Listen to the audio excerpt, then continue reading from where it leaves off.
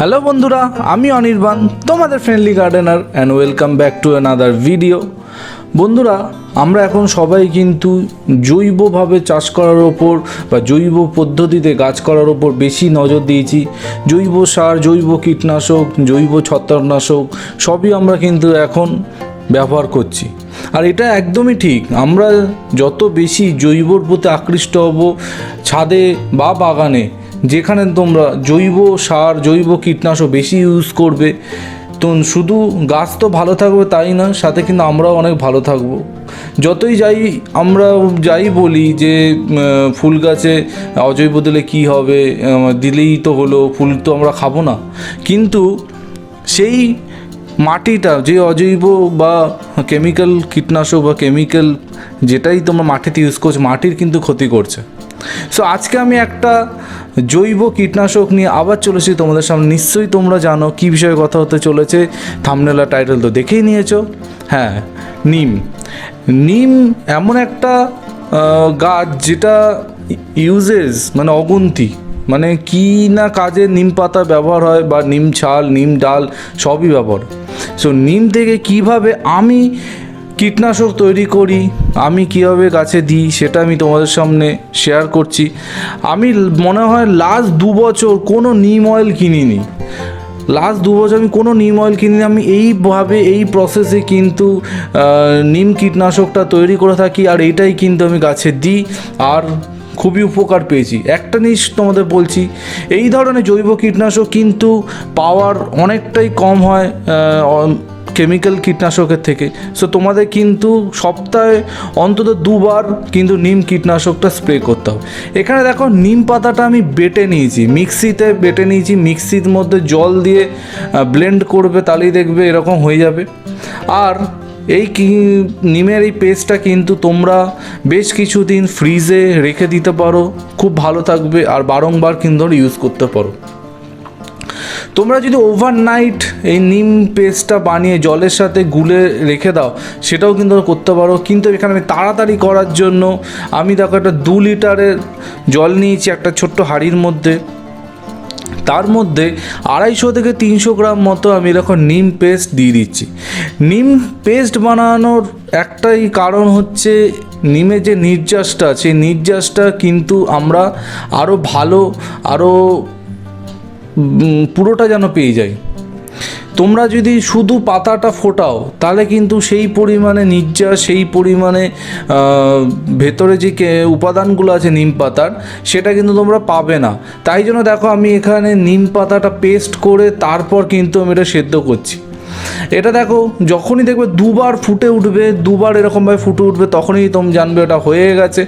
আর যতক্ষণ না ফুটছে ততক্ষণ কিন্তু বারংবার তোমাদের এটা একটা যে কোনো স্পুন বা হাতা দিয়ে এরকমভাবে নাড়তে হবে, যাতে মিক্সটা ভালো হয়।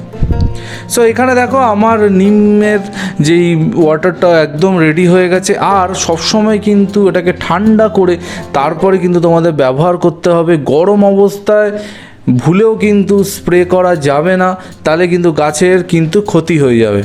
সবথেকে ভালো আমি বলবো, সকালবেলা তোমরা যদি এটা বানিয়ে রেখে দাও, রেখে দিয়ে বিকেলবেলা স্প্রে করো, তাহলে খুব ভালো হবে।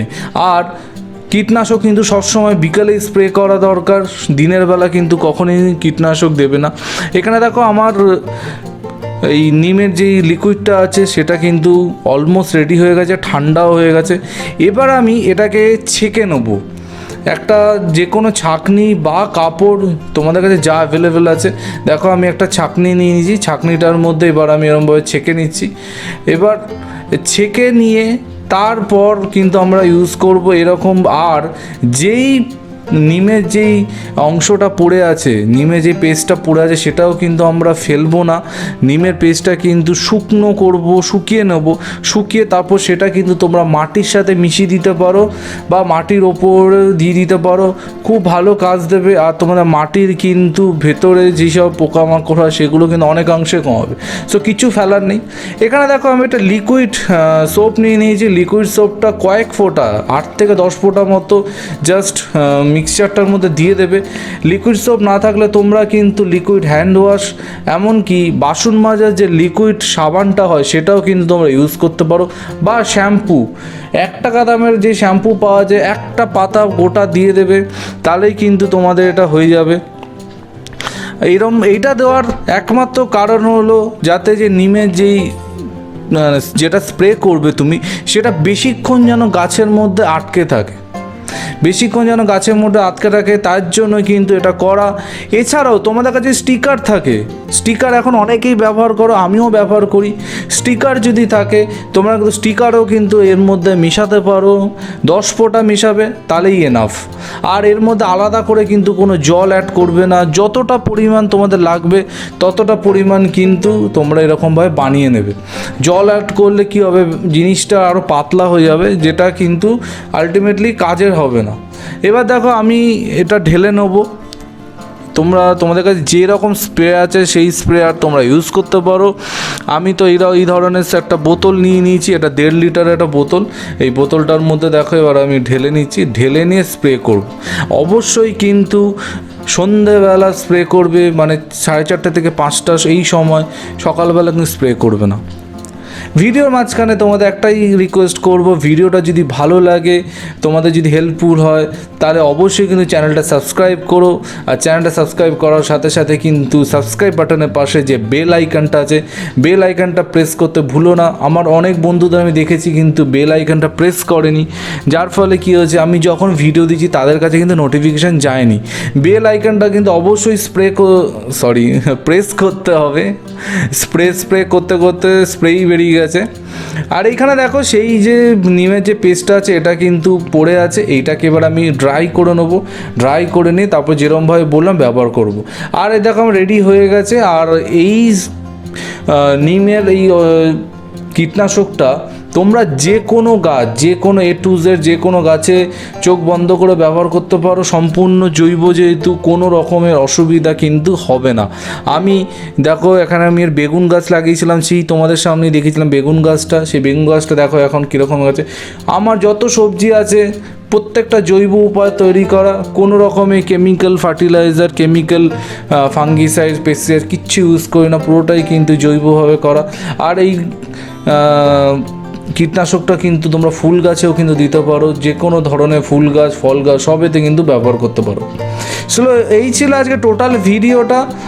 আর তোমরা বলো এরপর তোমরা কী ধরনের ভিডিও চাও, কী ধরনের তোমাদের ভিডিও হলে আরও ভালো হবে, অবশ্যই কমেন্ট সেকশানে জানিও। আমি চেষ্টা করব সেই ধরনের ভিডিও কিন্তু তোমাদের সামনে পরিবেশন করা। তো আজকে ভিডিওটা এই পর্যন্ত হলো। আই হোপ ভিডিওটা তোমাদের ভালো লেগেছে। আমি খুব শিগগিরই একটা নতুন ভিডিও নিয়ে আবার তোমাদের সঙ্গে চলে আসবো। টিল দেন সবাই ভালো থেকো, সুস্থ থেকো, বাড়ির সকলের কিন্তু খেয়াল রেখো, আর অবশ্যই সবুজে থেকো। তাহলে খুব শিগগিরই আবার দেখা হচ্ছে। Till then, bye by.